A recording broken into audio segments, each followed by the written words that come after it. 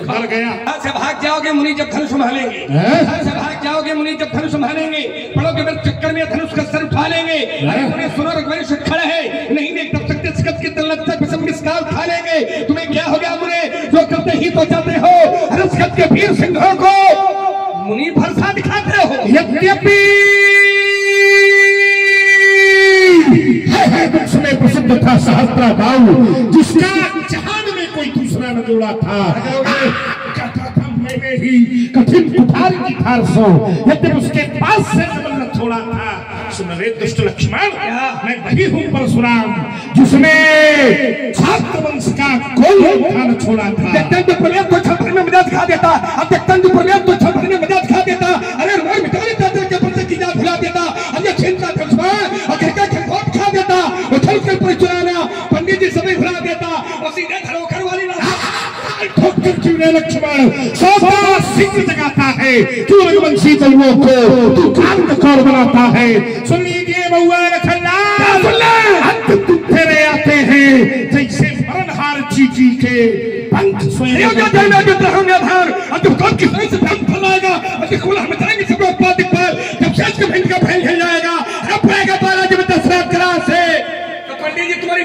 घर में कुठार करके धारण करता तुम्हें शिव उच्चारण।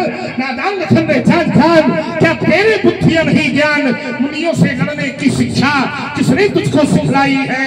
हे लक्ष्मण लड़के सावधान, अब मृत्यु तुम्हारी। पंडित जी जाने कितने आए घोर खमंडी काले, जाने कितने आए खमंडी काले, हम मिट्टी में मिल गए जब पड़े हमारे।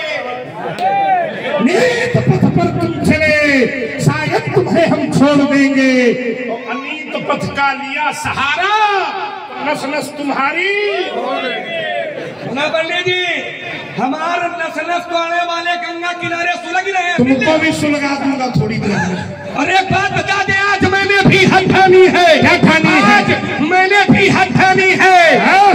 अभी प्रकट हो जाएगा किस दूध में कितना, तो फिर मेरे मन भी भाया है। अब क्या कहते थे, देखेंगे किसकी मैया ने किसको कितना दूध। बहुत जोर से बोलिए। परशुराम जी कह रहे आज मेरे भी मन भाया है, वो अभी प्रकट हो जाएगा किसकी मैया ने किसको कितना दूध पिलाया है। देखो हमको ईमानदार पिता के लड़का है, तो बड़ी ईमानदारी से हम ये स्वीकार करते हैं कि पंडित जी आपने हमसे ज्यादा दूध पिया है। प्रणाम है। इसके दो प्रमाण है। पहला प्रमाण है कि आपका शरीर बता रहा है कि आप ज्यादा दूध पिए हो। दूसरा प्रमाण शास्त्र का प्रमाण है कि परशुराम की 5 भाई है, एक क्रमशः पैदा हुए, एक क्रम से तो अपनी माँ का पूरा दूध पिया है। हम 2 भाई हैं, सौभाग्य ये रहा कि हम 2 भाई साथ में पैदा हुए, तो मेरी माँ के दूध में बंटवारा हो गया। आधा हमको पीने को मिला है, वो आधा हमारे भाई को पीने को मिला है, तो मेरी माँ के दूध में बंटवारा हो गया है। परशुराम जी ने अपनी माँ का पूरा दूध पिया है, तो महाराज जी हम आपको का प्रणाम करते हैं, वो आपकी माता जी का करते हैं। पूछो काहे करते हैं? क्यों? पूछ लो क्यों? क्योंकि धन्य है माता रेणुका जिन्होंने आपको इतना दूध पिलाया है। धन्य है माता रेणुका जिन्होंने आपको इतना दूध पिलाया है, और उनसे धन्य हो आप कि आपने उन्हीं की गर्दन पर यह फरता चढ़ाया। कितना बिगड़ा है लड़का, हमने तुम्हें जीवन में नहीं देखा है। जो जितना जो है हमको यश प्रदान कर रही है, उसको ये व्यंग में ला रहा है। परशुराम तू आज्ञा राखी, मारी मात लोग सब साक्षी। ये ऐसा चरित्र है जो मैं स्वप्न में याद नहीं करना चाहता, तू उसको व्यंग में लाकर खड़ा कर रहा। तो पिताजी गलत आज्ञा तो दे सकते हैं, जरूरी है कि पिताजी से सही सही कहा है। अगर गलत आज्ञा हो तो नहीं मानो। देखो भक्ति में वो शक्ति है जो गलत कार्य को भी तो फिर प्रहलाद में भी परिवर्तन कर लेना चाहिए। बिल्कुल किया। आइए आइए मेरा जीवन दर्शन है व्यास जी। कैसा है? वैसा है ईमान बेच 2 टुकड़ों में, ईमान बेच 2 टुकड़ों में, हुई सनाहर को स्वीकार नहीं। मैं सच्चे पतकारा ही हूँ, कह सकता दिन को रात नहीं। परवाह नहीं अगणित बाधाएं, परवाह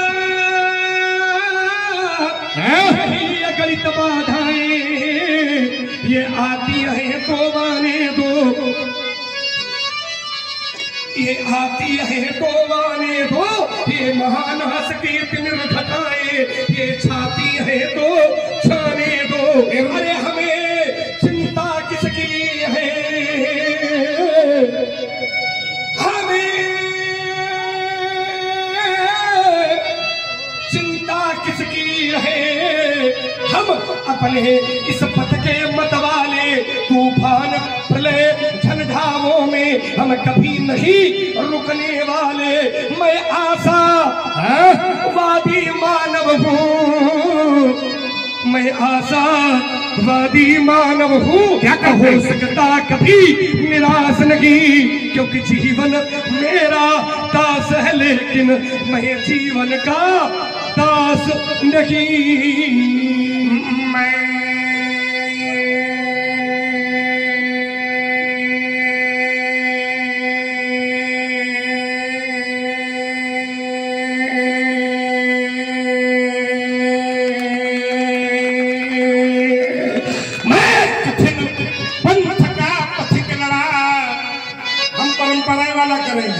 मैं कठिन पंथ का, ये भी सौभाग्य कि उनके सामने सुना रहे हैं। मैं कठिन पंथ का पथिक लड़ा, करता नित झंझावातों से, प्राकृतिक प्रकोप न डरा सके हमको अपनी आघातों से। मैं चला जहां जब जिस पथ पर नहीं देखा मैंने आदि अंत, वर्षा ग्रीष्म ऋतु शरद शिशिर हेमंत और बीता बसंत, सुख से न राग, सुख में मैं रागी नहीं बना, दुख से न द्वेष, दुख आया उसको भी हंसते हुए स्वीकारा, सुख दुखे समय कृपाला भाला पूजा देव। सुख से न राग, दुख से न द्वेष, हो गया पथक जगन्नाथों से। मैं कठिन पंथ का पथिक लड़ा, करता झंझावातों से। ये धू धू कर जलते अंगारों, ये धू धू कर जलते अंगारों पर केवल चलते जाना, ये कोटि कोटि भव विघ्न पर रुकना हमने कभी न माना, क्योंकि रुकने में ही मृत्यु सदा, रुकने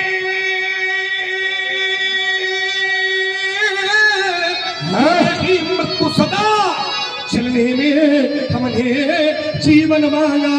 कैसे रोकूं इन चरणों को जिन्हें रुकने का अभ्यास नहीं, मैं सच्चे पथ का राही हूँ, कह सकता दिन को रात नहीं। तुम उसी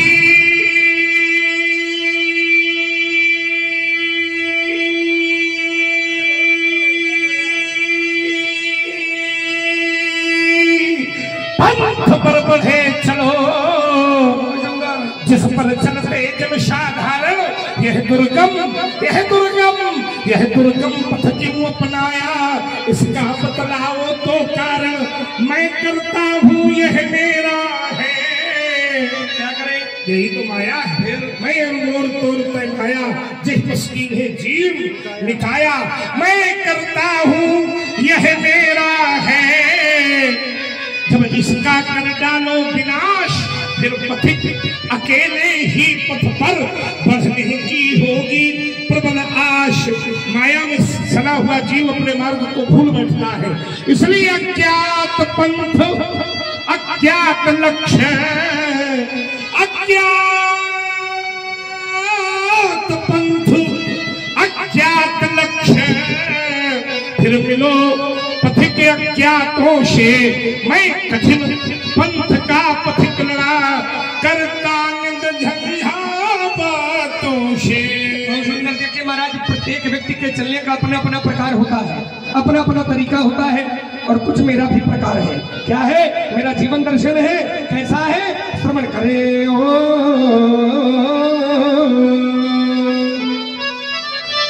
महिम से लहूं पर पिघलता नहीं हूँ, महिम से लहूं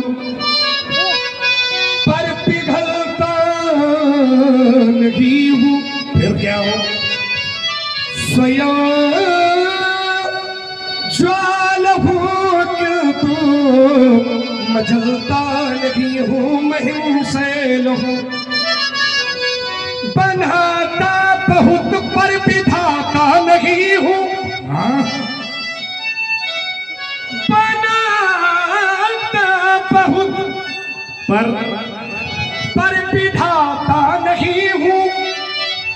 और भरा स्वच्छ जल से कुआं में नहीं हूँ। कोई कह दे लक्ष्मण तुझ में कोई कमी नहीं है, मैं कहूंगा नहीं मित्र, ये मिट्टी का संसार है और मिट्टी के संसार में अगर पैदा हुए हो तो भैया कीचड़ से नहीं बच सकते हो, कीचड़ तो लगेगा ही। तभी तो एक महापुरुष कहा करते हैं, काजल की कोठरी में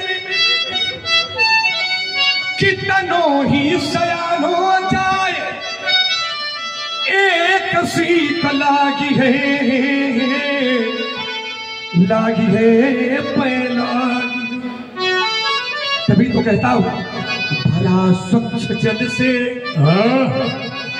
कुआं में नहीं हूं, और महिम से लहू पर पिघलता नहीं हूं।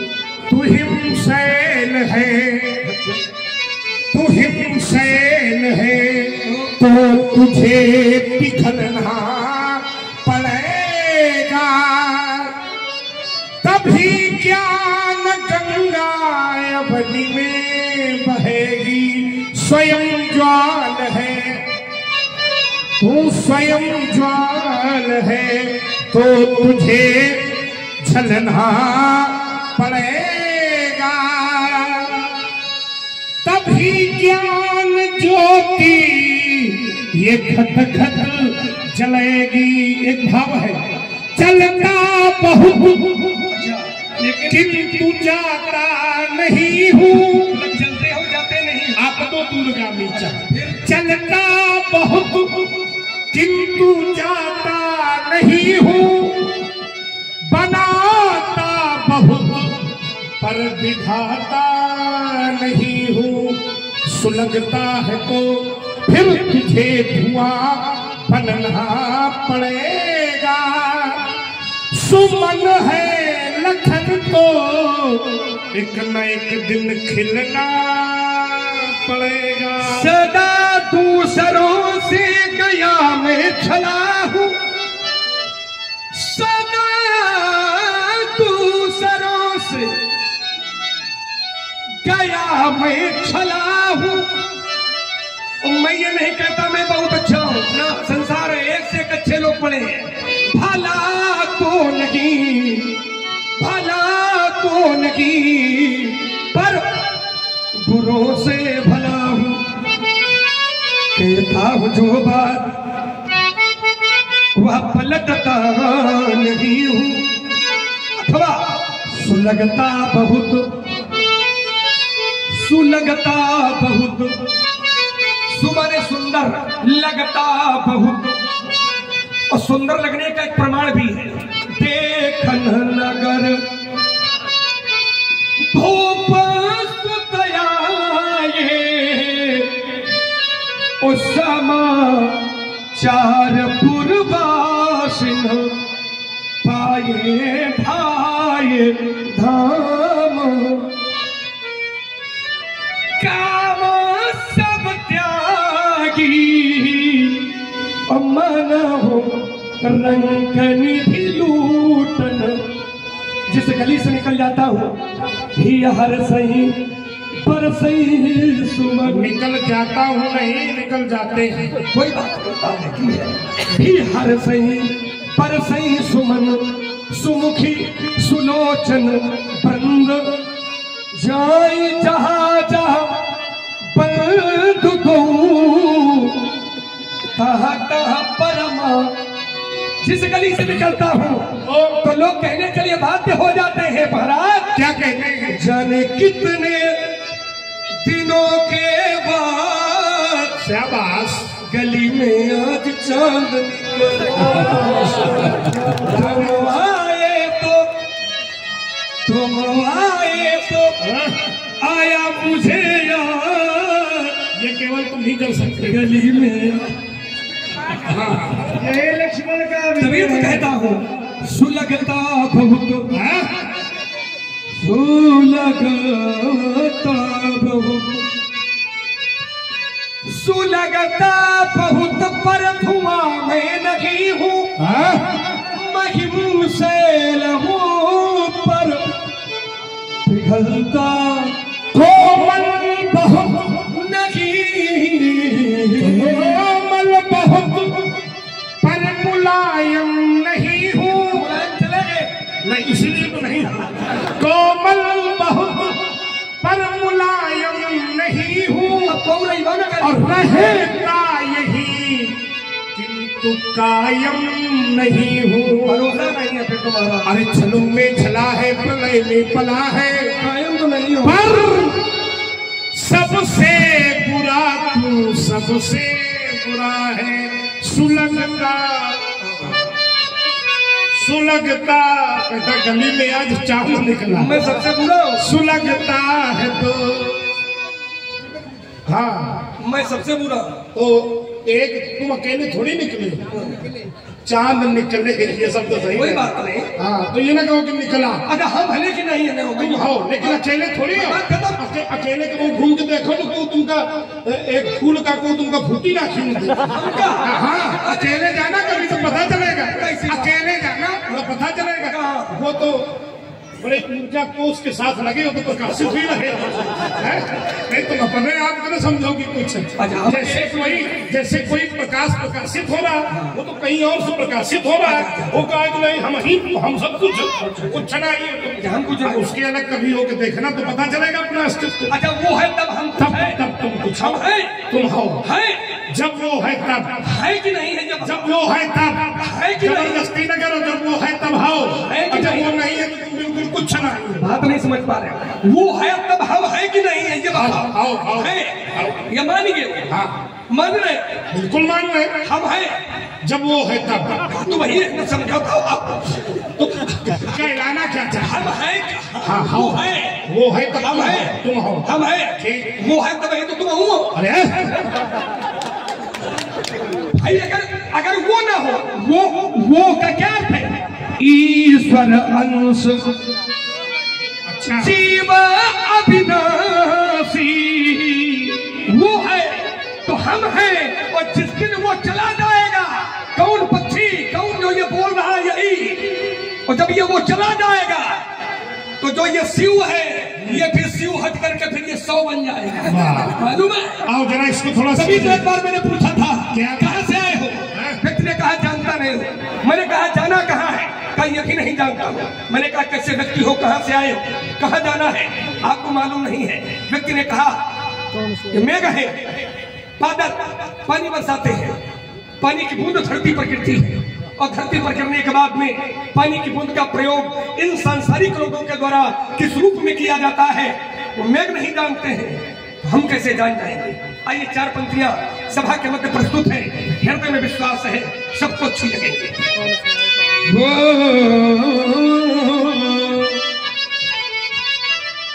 कहां से आए कैसे आए किसी को ये मालूम नहीं, कहां से आए कैसे आए किसी को ये मालूम नहीं। कौन बूंद मोती बन जाए इन मेघों को मालूम नहीं।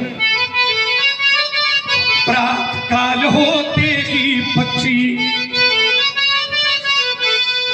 ये दाना चुगने चल देते हैं।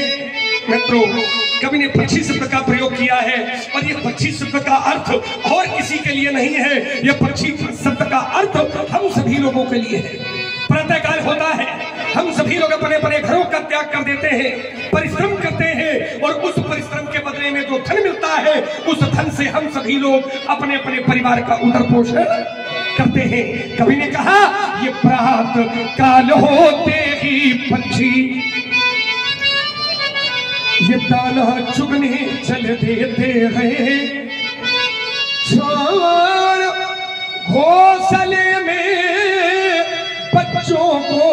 इस जीवन की नैया खेते हैं, लेकिन ये प्राण पखेरु कब उड़ जाए। व्यक्ति घर से निकला, शाम तक नहीं पहुंचा तो व्यक्ति के परिवार वाले चिंता करते हैं। छोटे छोटे बच्चे अपनी माँ के पास जाते हैं और माँ से कहते हैं, मैया पिताजी सुबह निकले थे, रात हो गई, अभी वापस नहीं आए। समाज के यही वयोवृद्ध लोग कहा करते हैं कि व्यक्ति घर से निकले तो मित्र ये ठिकाना नहीं होता कि शाम को सुरक्षित आएगा अथवा नहीं आएगा। और तभी तो कवि ने कह दिया कि ये प्राण पखेरु कब उड़ जाए।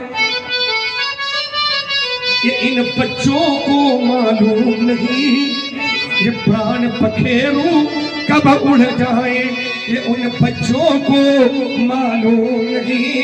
अकान बूंद मोती पड़ जाए, इन मेघों को मालूम नहीं। चलते चलते संत हो गया, हमने देखा है, फिर भी पथ की था नहीं। प्राणी पहुंचा उस मंजिल में जिसके आगे राह नहीं।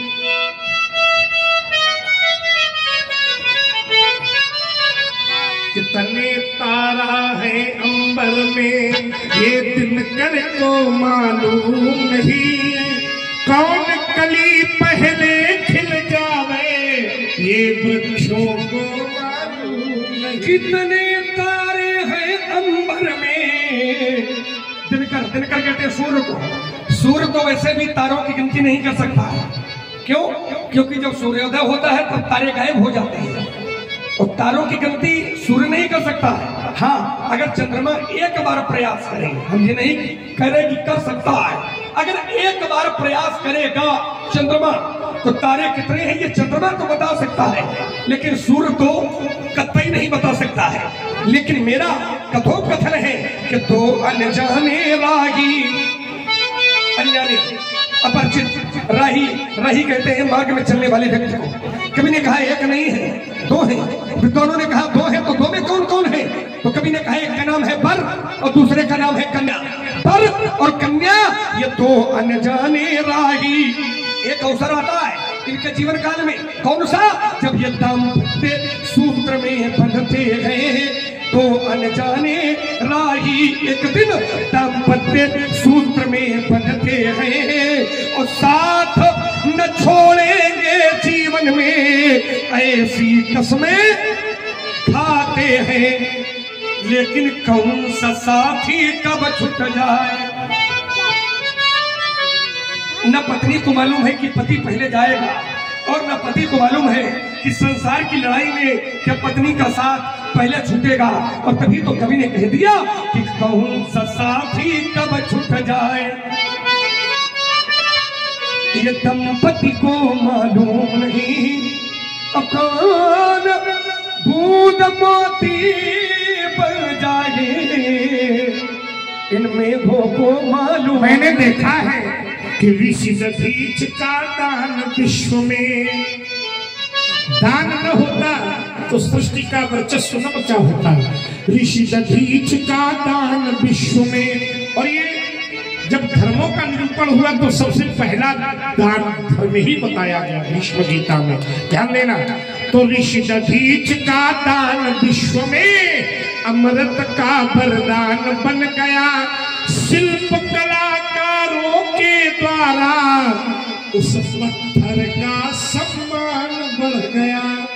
कौन सिला शंकर बन जावे ये शिखरों को मालूम नहीं। कौन नदी गंगा बन आवे सागर को मालूम नहीं। बहुत सुंदर प्रस्तुति